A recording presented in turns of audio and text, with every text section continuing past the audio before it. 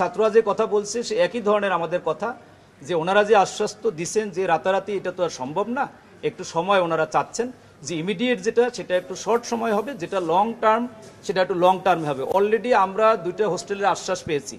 যে অন্য মেডিকেল কলেজে হওয়ার কথা ছিল তাদের দরকার নাই, ঢাকা মেডিকেল কলেজে একটা ছেলেদের একটা মেয়েদের 2টা হোস্টেল হবে, সেটা হইতে একটু টাইম বিং, কিন্তু এই মুহূর্তে যেহেতু খুব জরুরি কিছু হয়ে পড়ছে যে একাডেমিক ভবন এবং হোস্টেল,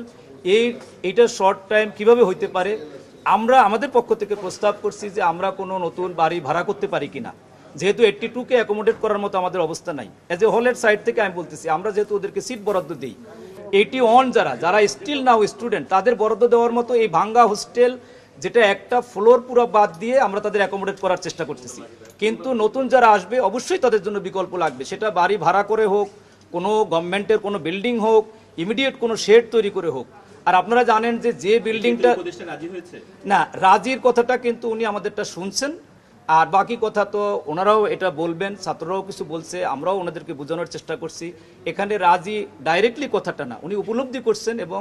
এটা সবাই আমরা একমত যে এটা আমাদের প্রয়োজন। শিক্ষার্থীদের সাথে ঊর্ধ্বতন কর্তৃপক্ষের যে আমাদের একটা সেতু বন্ধন করার জন্য আমরা মূলত আসছি।